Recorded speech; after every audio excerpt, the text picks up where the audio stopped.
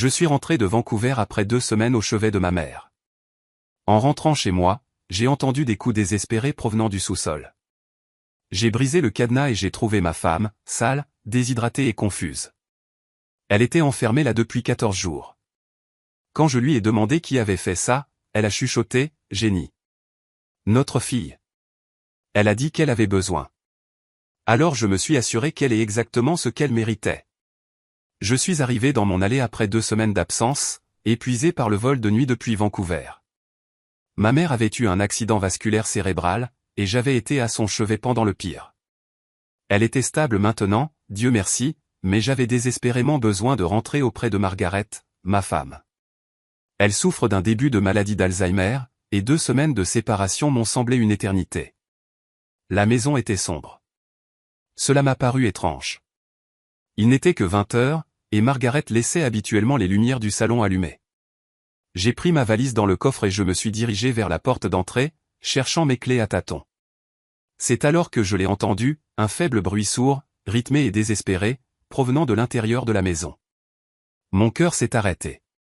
J'ai enfoncé la clé dans la serrure et j'ai fait irruption. Le son était plus clair maintenant. Quelqu'un frappait sur quelque chose, et il y avait une voix étouffée, rauque et faible. Cela venait d'en bas, du sous-sol. J'ai laissé tomber ma valise et j'ai couru vers la porte du sous-sol. Elle était verrouillée de l'extérieur, cadenassée avec une serrure robuste que je n'avais jamais vue auparavant. Les coups sont devenus plus forts, plus frénétiques. « Margaret » ai-je crié, mes mains tremblant alors que je cherchais quelque chose pour briser la serrure. Un cri est venu de l'autre côté, faible, désespéré. Ma femme. J'ai couru au garage, j'ai attrapé un pied de biche et j'ai arraché cette serrure en 3 violentes secousses. La porte s'est ouverte et l'odeur m'a d'abord frappé. De l'urine, de la sueur et quelque chose d'acide. J'ai allumé la lumière et j'ai failli m'effondrer. Margaret était en bas des escaliers, sale, tremblante.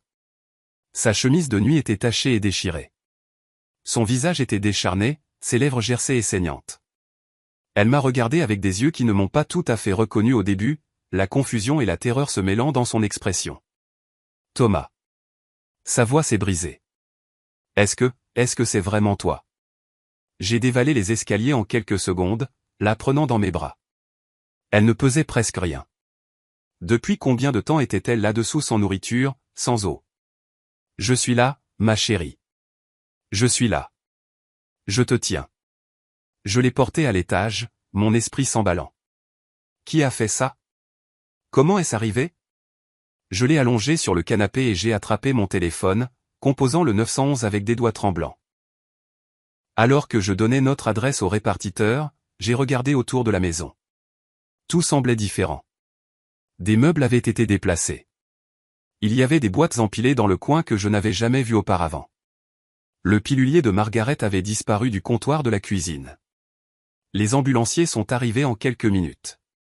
Pendant qu'ils vérifiaient les signes vitaux de Margaret, gravement déshydratée, malnutrie, avec des signes précoces d'hypothermie bien que nous soyons en septembre. Je suis resté là, sous le choc, essayant de reconstituer ce qui s'était passé. « Monsieur, quand avez-vous vu votre femme pour la dernière fois » a demandé l'un des ambulanciers. « Il y a 2 semaines, je l'ai laissée avec notre fille. Jennifer devait rester avec elle pendant que j'étais à Vancouver. Ma mère a eu un accident vasculaire cérébral et ma voix s'est brisée. Jennifer a fait ça? » L'ambulancier a échangé un regard avec son partenaire, mais n'a rien dit. Ils ont chargé Margaret sur une civière. Je suis monté avec elle dans l'ambulance, lui tenant la main, lui chuchotant qu'elle était en sécurité maintenant, que j'étais désolé. Tellement désolé de l'avoir laissée. À l'hôpital Saint-Michael. Ils l'ont admise immédiatement. Une infirmière m'a pris à part pendant que les médecins s'occupaient d'elle. « Monsieur Holloway, je dois vous demander, votre femme a-t-elle été enfermée dans ce sous-sol pendant les 2 semaines entières où vous étiez absent ?» La question m'a frappé comme un train de marchandises. 14 jours. Ma Margaret piégée dans ce sous-sol froid et sombre pendant 14 jours. Je ne sais pas, ai-je chuchoté. Je viens de la trouver comme ça. Un policier est arrivé 1 heure plus tard.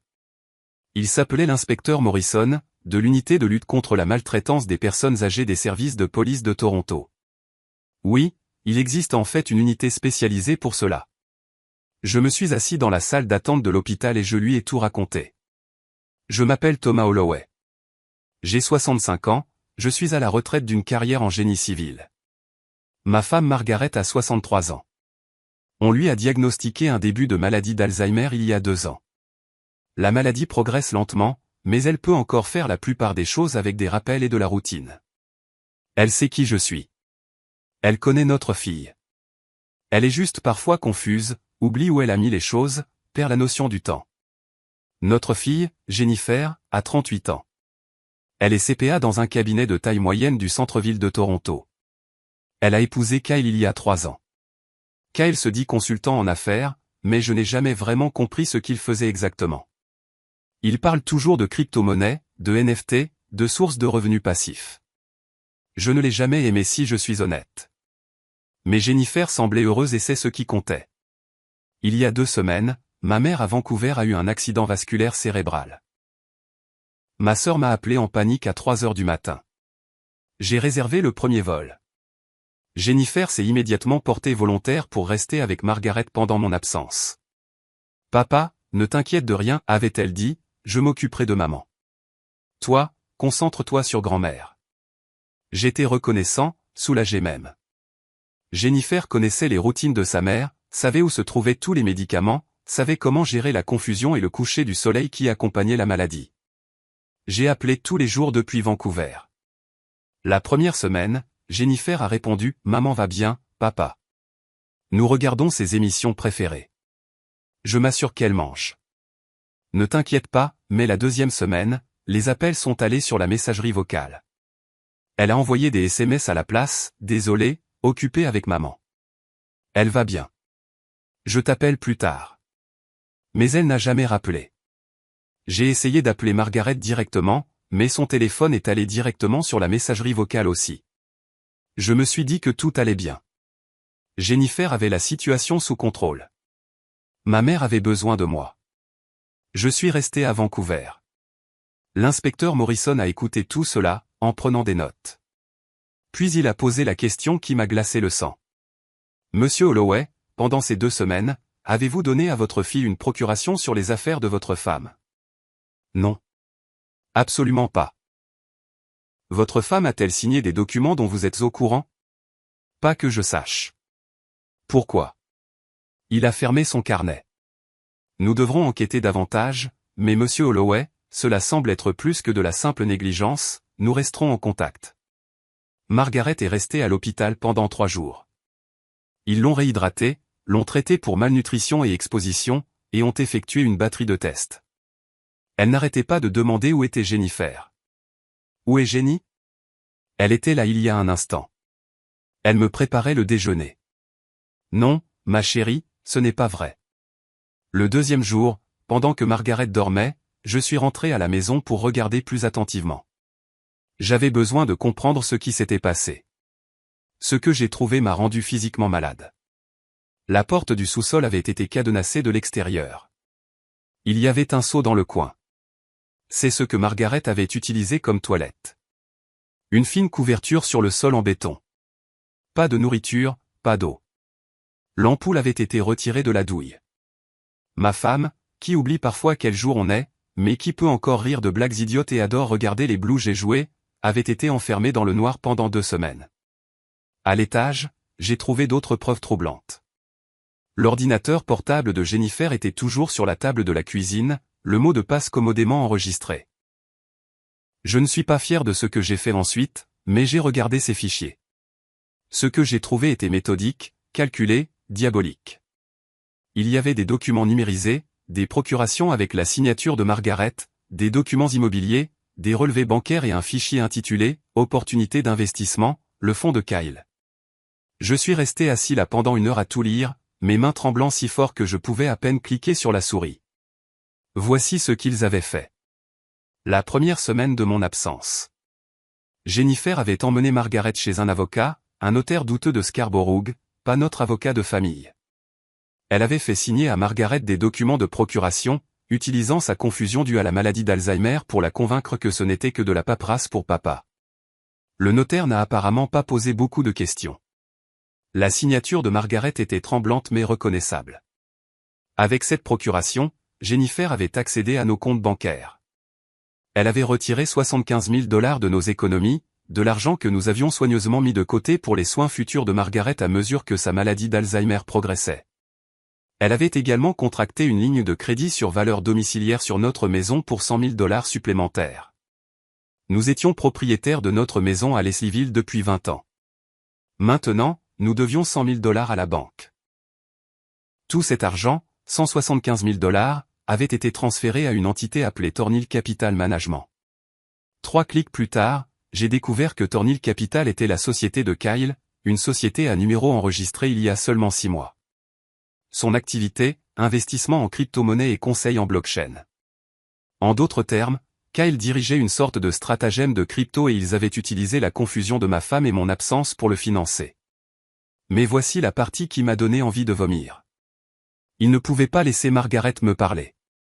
Si j'avais appelé la maison, Margaret m'aurait dit que quelque chose n'allait pas. Même avec sa maladie d'Alzheimer, elle saurait que quelque chose n'allait pas. Ils devaient donc la faire taire. Leur solution? L'enfermer au sous-sol. J'ai trouvé un échange de SMS entre Jennifer et Kyle datant du 3e jour. Kyle, elle n'arrête pas de pleurer pour ton père. Ça ne va pas marcher. Jennifer, elle oubliera. Donne-lui un autre jour. La confusion aide. Kyle, et si quelqu'un vient la voir? Jennifer, qui? Papa est à Vancouver. Les amis de maman ne sont pas venus depuis des mois à cause de son état. Tout va bien. Ils avaient planifié cela. Ils avaient sciemment enfermé une femme confuse et vulnérable dans un sous-sol pour voler ses économies de toute une vie.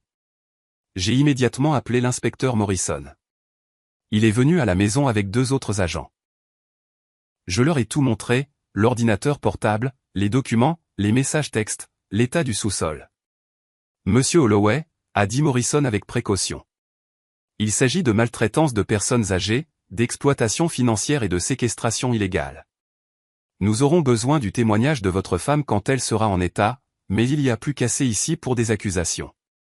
Où est ma fille maintenant, ai-je demandé. Nous ne le savons pas encore. Avez-vous une adresse pour elle?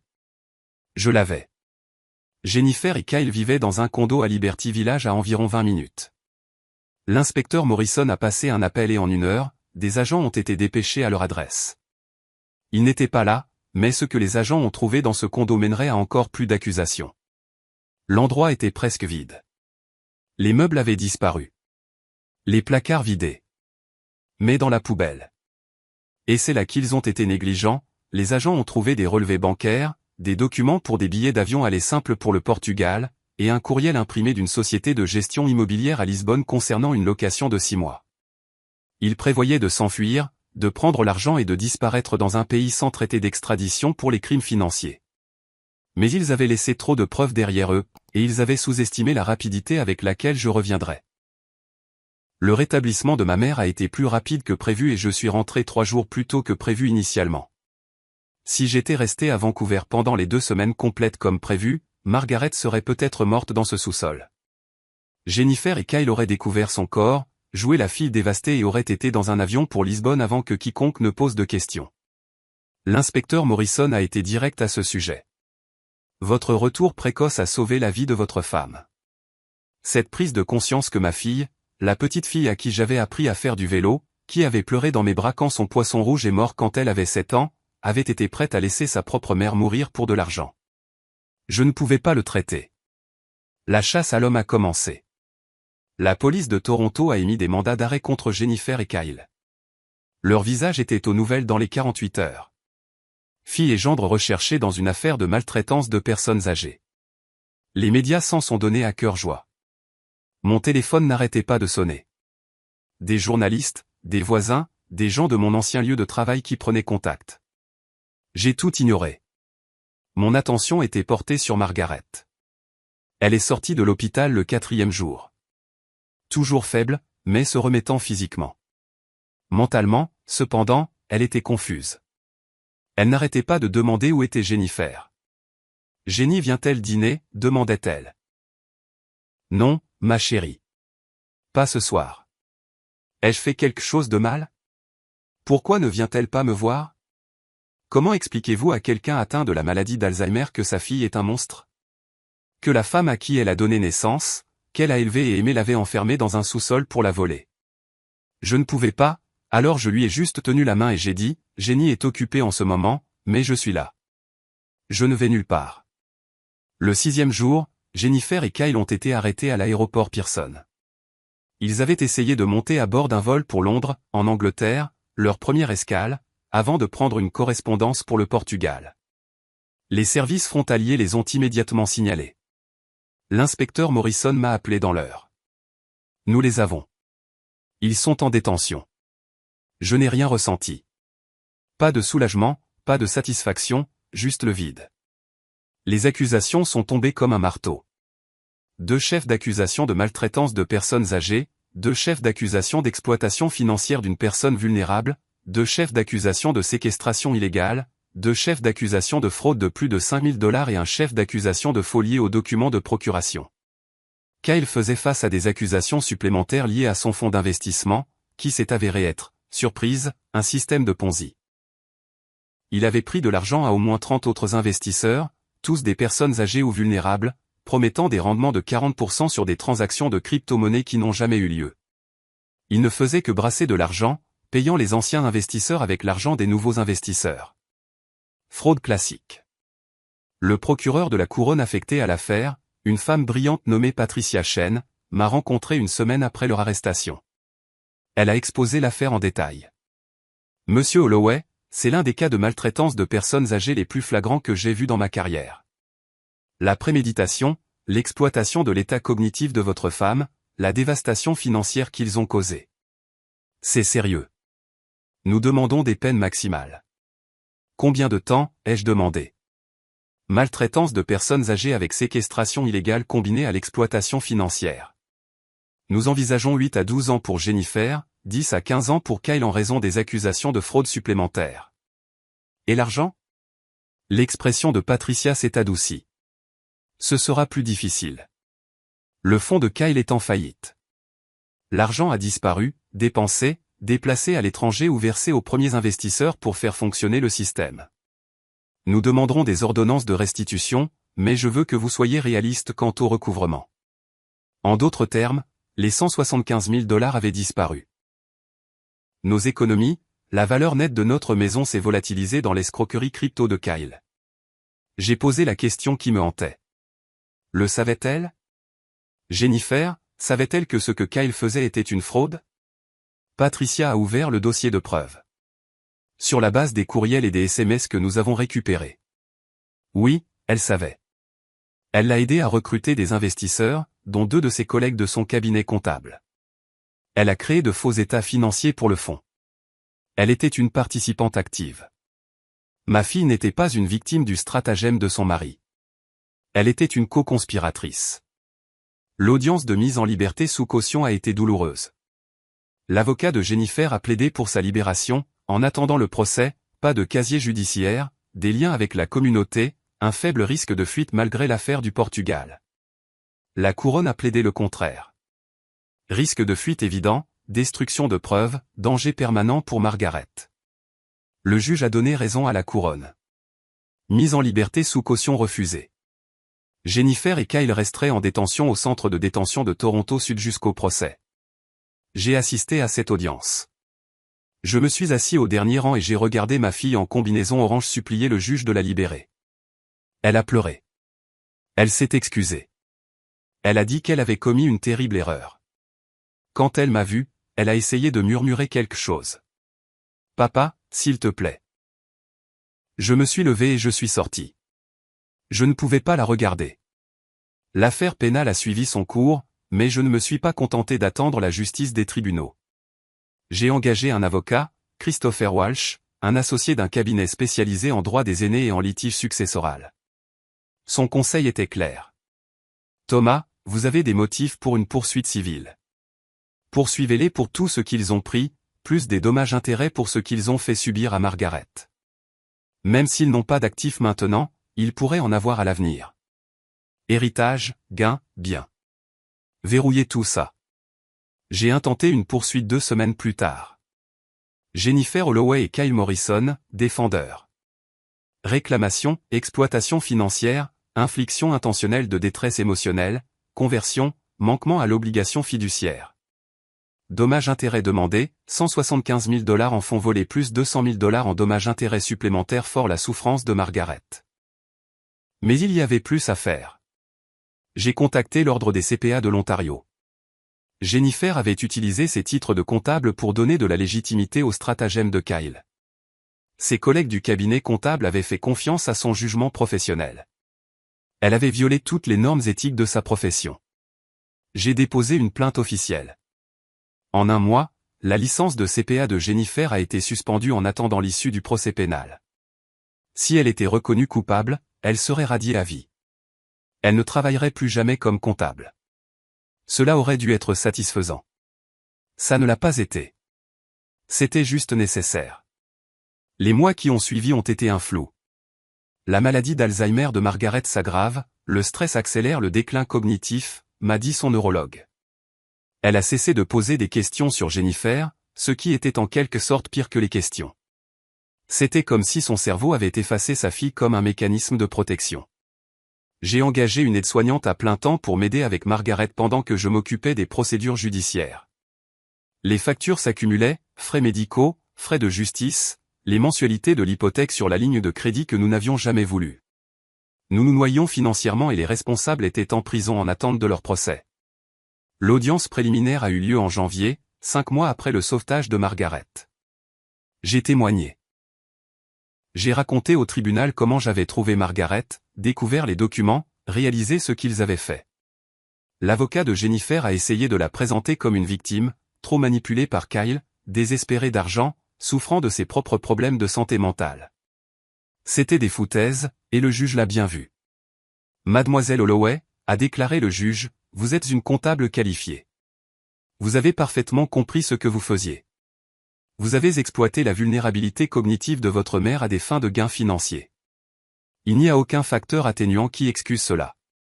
L'affaire a été renvoyée en jugement. Date du procès fixée à juin, 8 mois après le début du cauchemar. Mais avant le procès, quelque chose d'inattendu s'est produit. L'avocat de Kyle a approché la couronne avec un accord. Kyle plaiderait coupable à toutes les accusations et coopérerait pleinement en témoignant contre Jennifer en échange d'une peine réduite. Il témoignerait que Jennifer avait été le cerveau, qu'elle avait tout planifié, qu'il n'avait fait que suivre. C'était une décision de lâche, jetant sa femme sous le bus pour sauver sa propre peau. Mais Patricia Chen m'a appelé pour en discuter. Si Kyle témoigne, nous avons un dossier en béton contre Jennifer. Son témoignage combiné aux preuves garantit une condamnation et une peine sévère. Qu'en pensez-vous? Fera-t-il de la prison, ai-je demandé. Oui, nous proposons 8 ans avec possibilité de libération conditionnelle après avoir purgé les 2/3. Il sera en prison pendant au moins 5 ans, de manière réaliste plus longtemps. Et Jennifer? Sans l'accord, elle serait jugée. Et il y a toujours un risque avec un jury. Mais avec le témoignage de Kyle, nous pousserions pour le maximum de 12 ans. J'ai pensé à Margaret, qui demandait encore parfois pourquoi Jenny n'appelait pas. J'ai pensé à ces 14 jours dans le sous-sol. J'ai pensé aux économies de toute une vie partie, à la valeur nette de la maison, partie, à la confiance, partie. Accepter l'accord, ai-je dit. Kyle a plaidé coupable en février. L'audience de détermination de la peine a été brève. Il a exprimé des remords. Je suis sûr que son avocat a écrit chaque mot. Le juge n'a pas été impressionné. Monsieur Morrison, vous avez participé à un stratagème qui ciblait des personnes âgées vulnérables, y compris votre propre belle-mère. Vous avez privilégié le profit à la dignité humaine. 8 ans dans une prison fédérale. 1 de moins. Le procès de Jennifer a commencé en juin. Il a duré 3 semaines. La couronne a présenté les preuves, la fraude à la procuration, les virements bancaires, le sous-sol, les SMS planifiant l'évasion au Portugal. Ils ont appelé Margaret à témoigner. Ce fut le jour le plus difficile de ma vie. Regarder ma femme confuse et diminuée essayer d'expliquer ce qui lui était arrivé. Elle n'arrêtait pas de s'embrouiller, d'oublier des détails, de demander si elle pouvait rentrer chez elle. L'avocat de Jennifer a essayé d'utiliser cette confusion pour suggérer que Margaret ne pouvait pas être un témoin fiable. Mais ensuite, la couronne a diffusé la vidéo. La police avait filmé le sous-sol le jour où ils avaient exécuté le mandat de perquisition. Cet espace sombre et froid, le seau, la fine couverture, les égratignures sur la porte où Margaret avait essayé de se frayer un chemin. Le jury a regardé en silence. 2 d'entre eux pleuraient. Kyle a témoigné ensuite. Il a exposé tout le stratagème. Comment Jennifer l'avait approché avec l'idée, comment elle avait fait des recherches sur les lois sur la procuration, comment elle avait trouvé le notaire qui ne poserait pas de questions, comment elle avait planifié le calendrier autour de mon voyage à Vancouver. C'était tout elle, a-t-il dit. J'ai juste fait ce qu'elle m'a dit de faire. Même si c'était en partie pour se servir, les preuves le confirmaient. L'ordinateur portable de Jennifer montrait qu'elle avait fait des recherches sur la procuration, l'exploitation des personnes âgées et les pays sans extradition des semaines avant l'accident vasculaire cérébral de ma mère. Elle avait planifié cela. Jennifer a témoigné pour sa propre défense. Ce fut un désastre. Elle a essayé de prétendre qu'elle avait essayé de nous aider, que Kyle l'avait manipulée, qu'elle n'avait jamais eu l'intention de blesser personne. La couronne l'a détruite lors du contre-interrogatoire. Mademoiselle Holloway, vous avez envoyé un texto à votre mari. Elle oubliera. Donne-lui un autre jour. La confusion aide. Vous parliez de votre mère. Que espériez-vous qu'elle oublie? Silence. Mademoiselle Holloway, vous avez enfermé votre mère dans un sous-sol sans nourriture ni eau pendant 14 jours. Vous lui avez volé les économies de toute une vie. Vous aviez l'intention de fuir le pays. Et vous voulez que ce tribunal croie que vous n'avez jamais eu l'intention de blesser personne? Jennifer s'est effondrée en larmes. Le jury n'a pas été ému. Les délibérations ont duré 4 heures. Coupable sur tous les chefs d'accusation. La détermination de la peine a eu lieu 2 mois plus tard.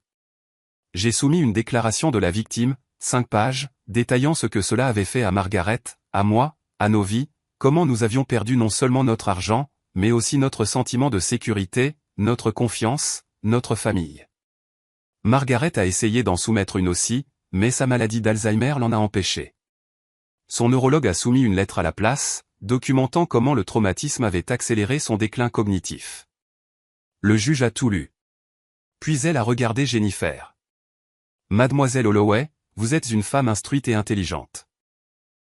Vous avez compris la vulnérabilité de l'état de votre mère et vous l'avez exploitée sans conscience.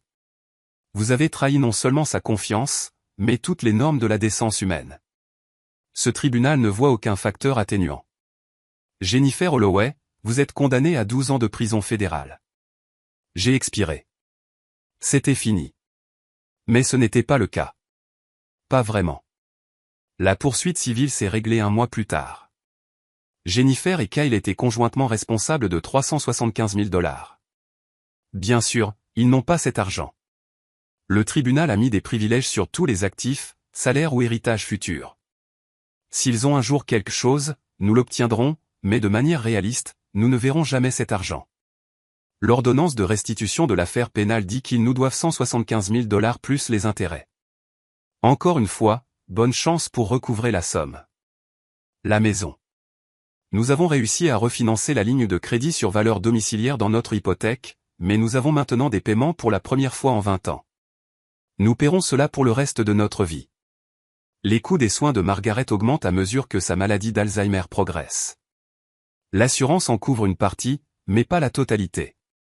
J'envisage de vendre la maison d'ici quelques années pour me permettre des soins de la mémoire. Jennifer est à l'établissement Grand Valley pour femmes, à environ 1 heure à l'ouest de Toronto. Elle sera admissible à la libération conditionnelle dans 8 ans. Kyle est à Joyceville, une prison à sécurité moyenne près de Kingston. Son admissibilité à la libération conditionnelle est dans 5 ans. Je n'ai pas rendu visite. Je ne rendrai pas visite. En ce qui me concerne, je n'ai plus de fille. On me demande parfois si je regrette d'avoir poursuivi les accusations avec autant d'agressivité. Si j'aurais aimé essayer de régler ça en famille. Si je pense que 12 ans, c'est trop dur. Voici ce que je leur dis. Jennifer a enfermé sa mère confuse et terrifiée dans un sous-sol pendant 2 semaines. Elle a volé tout ce que nous avions économisé pour prendre soin de Margaret dans ces dernières années. Elle avait l'intention de laisser Margaret mourir et de fuir le pays avec l'argent. Elle a fait tout cela sciemment, de manière calculée, sans conscience. 12 ans, ce n'est pas trop dur. C'est de la pitié. Margaret ne comprend pas où est Jennifer. Parfois, elle demande encore. Je lui dis que Jennifer est partie pour le travail. C'est plus facile que d'expliquer la vérité à quelqu'un qui ne se souviendra de toute façon pas de l'explication. Le mois dernier, Margaret a oublié qui j'étais pour la première fois. Elle m'a regardé, m'a vraiment regardé, et m'a demandé qui j'étais et ce que je faisais dans sa maison. Cela n'a duré qu'une heure avant qu'elle ne me reconnaisse à nouveau. Mais ça a commencé, la dernière étape. J'y pense parfois, comment Jennifer a volé non seulement notre argent, mais notre temps. Le temps que Margaret et moi avions avant que la maladie d'Alzheimer ne l'emporte complètement. Nous aurions dû passer ces 2 semaines ensemble. Au lieu de cela, Margaret les a passées en enfer. C'est ce que je ne peux pas pardonner. L'argent peut être remplacé éventuellement. La maison peut être vendue. Mais ces 14 jours et tous les jours qui ont suivi ont été volés par le stress, le traumatisme et la peur. Ils sont partis pour toujours. Alors, non, je ne regrette pas les 12 ans. Je le referai. La justice n'est pas une question de vengeance. C'est une question de responsabilité. Il s'agit de dire haut et fort que certaines choses sont impardonnables. Ma fille l'a appris à ses dépens. J'espère que tous ceux qui regardent cette histoire la prendront de la manière la plus simple. La confiance de votre famille est sacrée. Brisez-la et ne soyez pas surpris lorsque les conséquences vous briseront en retour. Quant à Margaret et moi, nous sommes toujours là, nous nous battons toujours ensemble. C'est plus que ce que Jennifer voulait pour nous, et c'est plus que ce qu'elle aura pour les 12 prochaines années. Et honnêtement, c'est la seule justice qui compte.